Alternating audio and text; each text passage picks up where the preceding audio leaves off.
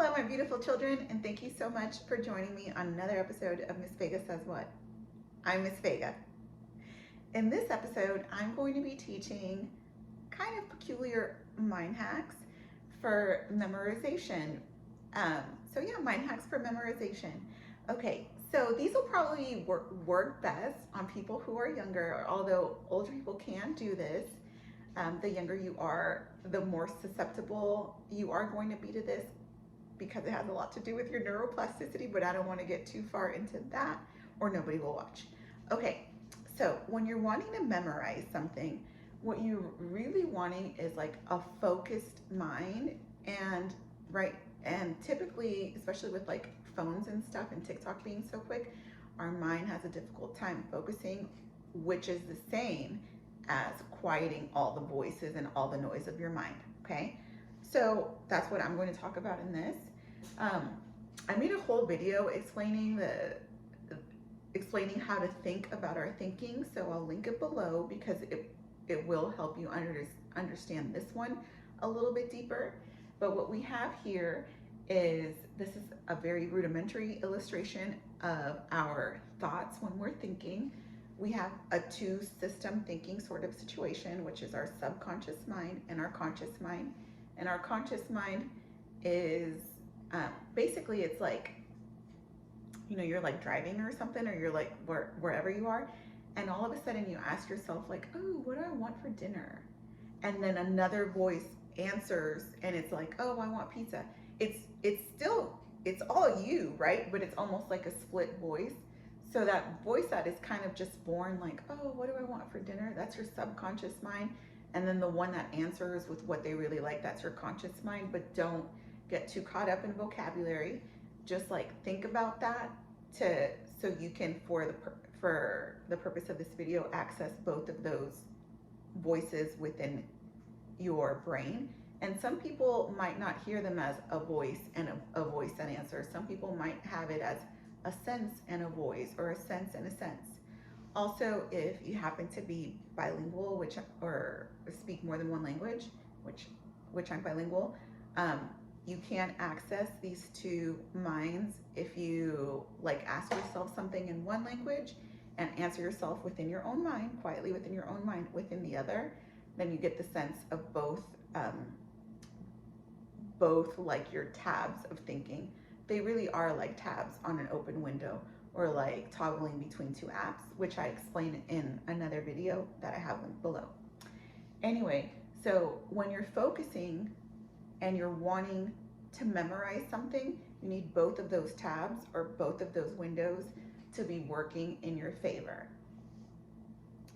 And you do that by actually relaxing. Relaxing is going to help clear your mind of all that noise and all the chatter, but I recognize that relaxing to clear the mind is not the easiest task, and the older you get, particularly after puberty, it can be really difficult. So I'll explain that here.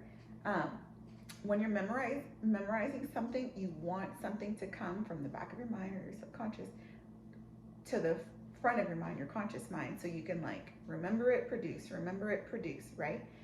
So you're wanting to be relaxed because your brain produces waves. And so if your brain produces more than 4 types of waves, but these are the common ones. And so if you're thinking of yourself and you want something to travel from the back of your mind to the beginning of your mind, and I also talk about this in another video, which I'll also link below, it's about test taking. The waves, you want very relaxed waves, which are called theta waves, theta and delta. If you can relax yourself, then your brain goes into theta or delta waves, and the things that you're needing to recall and produce can travel easier here,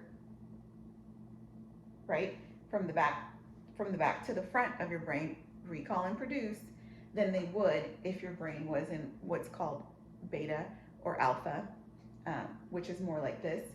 And beta and alpha is when your brain feels like it has a lot of momentum and it thinks a lot. It can never sort of relax. which is why I say it's easier for younger folks, because older folks live in alpha or beta because we have bills and like they like haunt us, they loom. But anyway, so it's harder to quiet that. So what you're wanting to do is you're wanting to quiet your brain and calm it down and have it be in a more relaxed state of delta or theta. So you're going to use a combination of these things to study using note cards. Typically, when people have to memorize something, note cards is the way to go, right? Like you write the word and then the definition, and then you're like looking and looking. So I'm going to explain how these two things go with that, right? And I'm going to think out loud for you so you can see. So basically, if you have like the word and the definition and you're just flashing, you want to become super aware of what it is that you're saying in that background, the one that's like, what do I want for dinner? Or whatever, that background noise, you want to become super aware, because you might be saying things like, oh my gosh, this one's like really hard, okay? So the first step is become aware of what you're already saying. If you're saying something like, oh my gosh, this one's like super hard to remember, then you're going to have to flip it like, no, it's not. But really it goes like this. I say to myself, and I'll be honest, and this is part of the process. In the beginning, it feels fake, like you're lying to yourself. And in a way, I don't know, maybe you are lying to yourself, but yourself begins to perform as that, okay? So I never say like, oh my gosh, this one is so hard, I'm never gonna get this one. I'm very aware. And I actually use the phrase, I know that blah, blah, blah means blah, blah, blah, even if I don't know it, even if it's the first time I've ever seen it. And then I go on to the next one. I know that blah, blah, blah means blah, blah, blah, even if I don't know it, even if I've never seen it. And then like if I come across one that's very difficult for me, I put it aside, right? And then I keep going. And if I come across another one that's very difficult for me, you see how even I'm phrasing it right now a certain way? I become very aware. I don't say like, oh my God, I'm never gonna get this one. This one's like so, I never. Even if it is a hard one, you just say something that's like kind of neutral, like, oh, this one's hard, I'll get it later. Because you wanna make sure to stay in that relaxed state. Once you start become intimidated by them, your brain is kind of like, so you need to stay in your relaxed state. Like, okay, this one's not, I don't have it yet, I'll have it later. And then I always say, I know that whatever, whatever means whatever, whatever, even if I don't. Your body just performs to what you tell it to. So I want to speak to a couple of things which I've already mentioned. The ones that I don't get right away, I'm very careful what I say about them. I don't say I'll never get those, or I'm going to fail those, or those are going to be wrong. I don't. Okay, I'm very aware, and I say these are kind of harder for me. I need to look at these a little bit more. And if you can see, I flipped these over this way, but these I flipped over this way because often what we want to do is we want to like tuck and hide them because they're intimidating us, but no, you don't. Put the intimidating side up and tell yourself in that back of your brain, because the back of your brain is looking at that definition like, oh my gosh, it's hard. No, you don't. Leave the intimidating side up and you tell yourself, no, I'm not, okay? And your body begins to perform, which is what I mentioned in that testing video about the waves. You can also think of this to just clear this up a little bit too. Your brain waves are like an EKG. It's measuring like your brain waves, right? Like an EKG does your heartbeat, but your thoughts are like your blood. It's what it produces. So they are separate and they work together. So the calmer that you are doing this and the more you do it, particularly if you're younger or if you have already kind of a positive disposition, I think maybe athletes can access this and faith practitioners can access this if you have like a positive disposition, or if you're aware that confidence builds capability, then you want to recognize that it is about confidence. Oh my God. So it is about confidence. Like I say to myself, I know this, and even I fake it till I make it until I do feel like a certain confidence. And the way that you know that you're doing this well is because you're going to find yourself, well, you're going to find yourself hyper aware of what's on your note cards, which is focus. You're able to focus. Or if you are really good at this and like you really start to like believe like I know and I can, you're going to almost, if you're younger especially, you might even feel like a floaty confidence because you are wanting to bring yourself um like alpha and theta waves can put you in like a sort of trance, which is why they're used for binaural beats for studying. So you're just doing that to yourself, but with your intentional thoughts, the intentional thoughts within your head. Um, so I would recommend not telling people that you do this to memorize because it does exist within your belief system where your beliefs are housed within the system that is you. And so if you tell people and they're the wrong person, they're going to be like, oh, that's this and that's that. And it's going to tumble you and it's going to put you back in these waves, right? You need to be relaxed. Just keep it to yourself. However, if you do find someone who does share this sort of mentality or who you think would be open to this line of studying, then I would suggest studying with that person because you know that they're going to build your confidence. Because confidence is what's going to make it or break it. Like you have to, I know it until you're deeply confident, and then practice with another person that you know will keep you relaxed, even if you don't do it well. Okay. Even if you don't do it well, you're going to have to stay relaxed to stay in like the calm waves that let you get the information fast across.